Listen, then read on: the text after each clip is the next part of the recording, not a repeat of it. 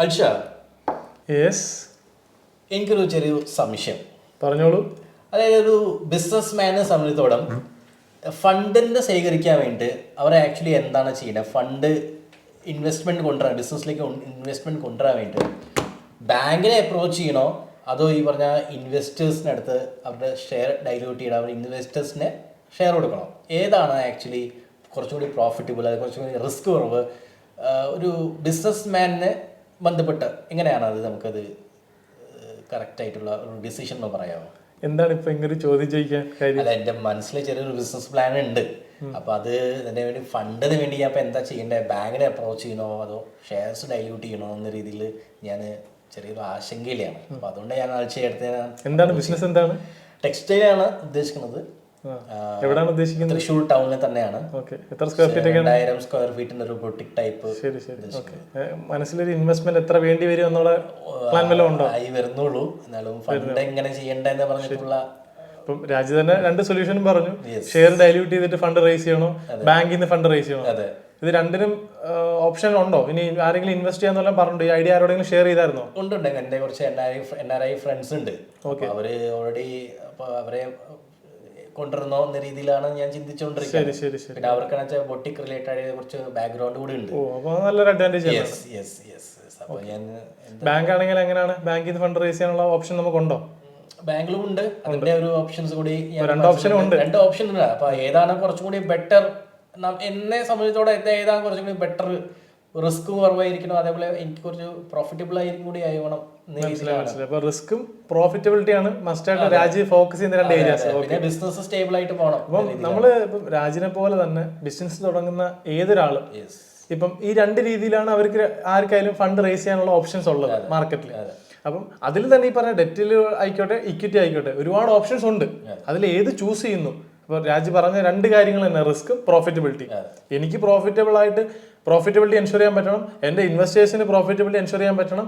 അതോടൊപ്പം തന്നെ റിസ്ക്കും കമ്പാരിറ്റീവ്ലി കുറവായിരിക്കും. എൻ്റെ റിസ്ക് എനിക്ക് ബെയർ ചെയ്യാൻ പറ്റുന്ന റിസ്ക് ആയിരിക്കണം. അതാണ് ഉറപ്പാണ്. നീ മനസ്സിലായി? ഓക്കെ.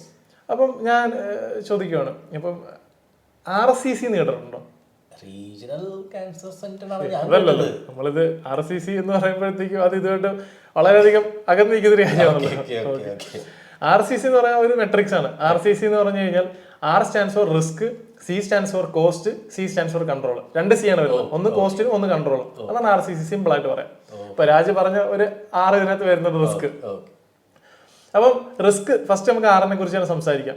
റിസ്ക് എന്ന് പറഞ്ഞു കഴിഞ്ഞാൽ രാജ് ഇപ്പൊ ഫണ്ട് റേസ് ചെയ്യാൻ രണ്ട് ഓപ്ഷൻസ് ഉള്ളത്, ഐദർ ഡെറ്റ് അല്ലെങ്കിൽ ലിക്വിറ്റി. ഡെറ്റിലൂടെ ഫണ്ട് റേസ് ചെയ്യുമ്പോൾ പുതിയൊരു ബിസിനസ് ആണ്.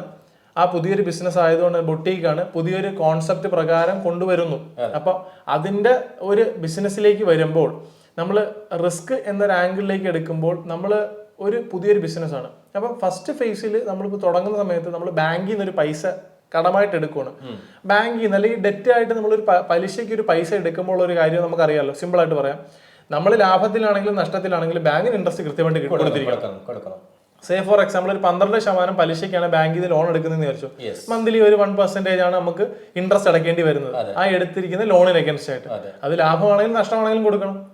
അതേ സ്ഥാനത്ത് നമ്മൾ ഓൺ ഫണ്ടാണ് ഇൻവെസ്റ്റ് ചെയ്യുന്നതെങ്കിലോ നമ്മളെന്ന് പറഞ്ഞു കഴിഞ്ഞാൽ ലാഭം ഉണ്ടെങ്കിലേ നമ്മൾ എടുക്കത്തുള്ളൂ, നഷ്ടമാണെങ്കിൽ നമ്മൾ എടുക്കൂല.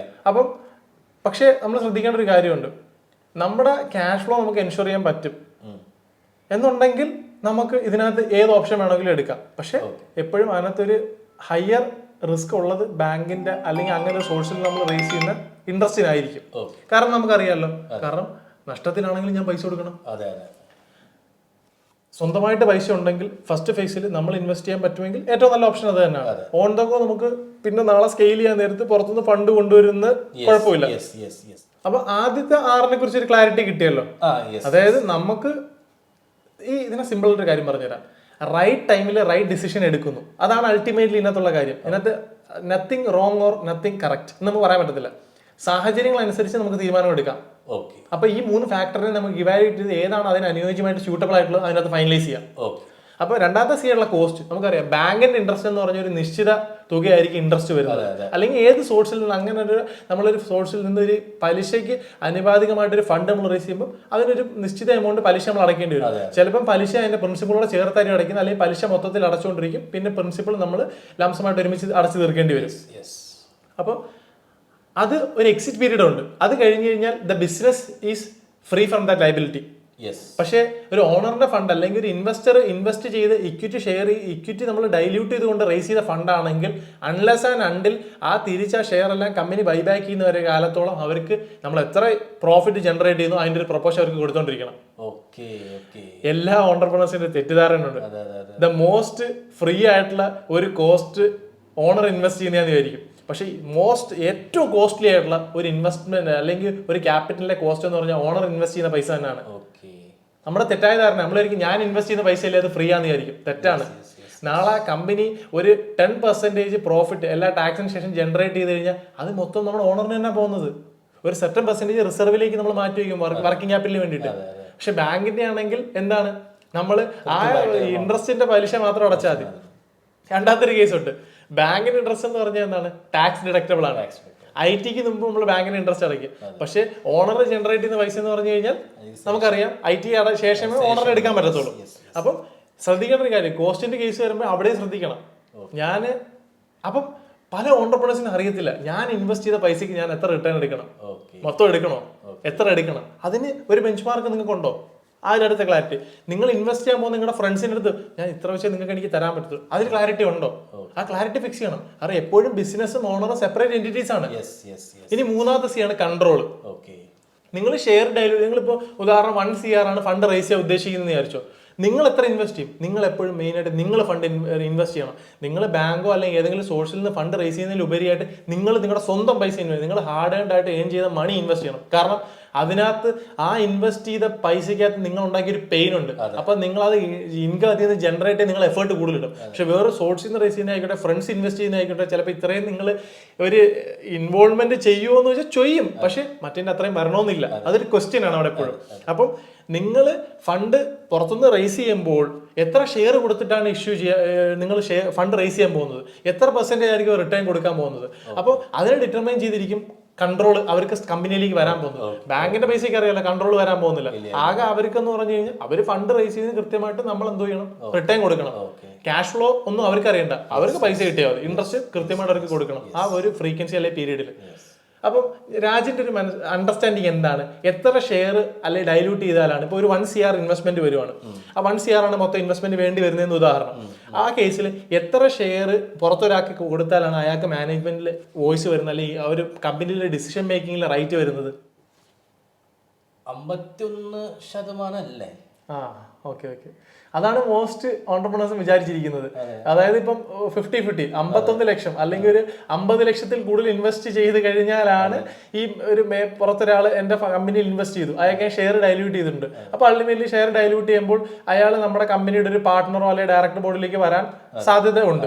അവർ ഇപ്പം കമ്പനിയിൽ ഇൻവോൾവ് ചെയ്യാൻ വില്ലിംഗ് ആയിട്ടുള്ള ഒരാളാണെങ്കിൽ, ഇപ്പോൾ സൈലന്റ് പാർട്ട്ണർ ആണെങ്കിൽ ഓക്കെ, അല്ലാത്തൊരാൾ വർക്കിംഗ് ആയിട്ട് നമ്മുടെ വർക്കിംഗ് പാർട്ട്ണറായിട്ട് വർക്ക് ചെയ്യാൻ ആക്റ്റീവായിട്ട് ബിസിനസ്സിൽ ഇൻവോൾവ് ചെയ്യാൻ ചെയ്യുന്ന ഉദ്ദേശിക്കുന്ന ഒരാൾ, ബിസിനസ്സിൽ ഇൻവോൾവ് ചെയ്യുന്ന ഒരാളാണെങ്കിൽ അയാൾക്ക് മാനേജ്മെന്റിൽ വോയിസ് ഉണ്ട്, അയാൾക്ക് ഒരു ഡിസിഷൻ മേക്കിംഗിൽ റൈറ്റ് ഉണ്ട്.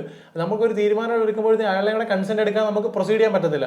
അപ്പം എല്ലാവരുടെയും തെറ്റായ ധാരണയാണ്. പക്ഷെ 51% വേണ്ട, 10% ഉണ്ടെങ്കിൽ പോലും അയാൾക്ക് വീറ്റോ റൈറ്റ്സും കമ്പനിയിൽ ഡിസിഷൻ മേക്കിങ്ങിനുള്ള റൈറ്റും കിട്ടും. Depends on the agreement. അപ്പം ഇപ്പോഴത്തെ പല കമ്പനികളും ഫണ്ട് റേസ് ചെയ്യാൻ നേരത്തെ അതിൽ താഴെ ഷെയർ ഒരാൾക്ക് ഇഷ്യൂ ചെയ്യത്തുള്ളൂ. കാരണം മാനേജ്മെന്റ് അയാൾക്ക് ഇൻവോൾവ്മെന്റ് വരാതിരിക്കുന്നില്ല, അല്ലെങ്കിൽ വോയിസ് വരാതിരിക്കുന്നതിന് വേണ്ടിയിട്ട്. അപ്പം അവിടെ അതാണ് അടുത്ത് ചിന്തിക്കേണ്ടത്. ഞാൻ എൻ്റെ കമ്പനിയുടെ ഷെയർ ഒരാൾക്ക് കൊടുക്കുമ്പോൾ എത്ര കൊടുക്കണം, അത് ഇത്ര ശതമാനത്തിന് മുകളിൽ കൊടുത്തു കഴിഞ്ഞാൽ അയാൾക്ക് ഡിസിഷൻ മേക്കിംഗ് റൈറ്റ്സ് വന്നു കഴിഞ്ഞാൽ നാളെ ഒരു ബിസിനസ്സിന്റെ ഒരു ഗ്രോത്ത് ആയിക്കോട്ടെ, വേറെ ഏതെങ്കിലും ഒരു ഫേസിൽ പ്രധാനപ്പെട്ട ഒരു തീരുമാനം പെട്ടെന്ന് എടുക്കണം. ഞാൻ ആദ്യം പറഞ്ഞൊരു കാര്യമുണ്ട്, റൈറ്റ് ടൈമിൽ റൈറ്റ് ആയിട്ടുള്ള ഡിസിഷൻ എടുക്കണം. ഞാൻ ഇങ്ങനെ ഫണ്ട് റേസ് ചെയ്യാം, അല്ലെങ്കിൽ ഞാൻ ഇങ്ങനെ ഒരു മാർക്കറ്റിൽ എക്സ്പാൻഡ് ചെയ്യാം എന്നൊരു തീരുമാനം എടുക്കും, മറ്റേയാളുടെ കൺസെന്റ് എടുക്കാൻ നമുക്ക് പ്രൊസീഡ് ചെയ്യാൻ പറ്റത്തില്ല.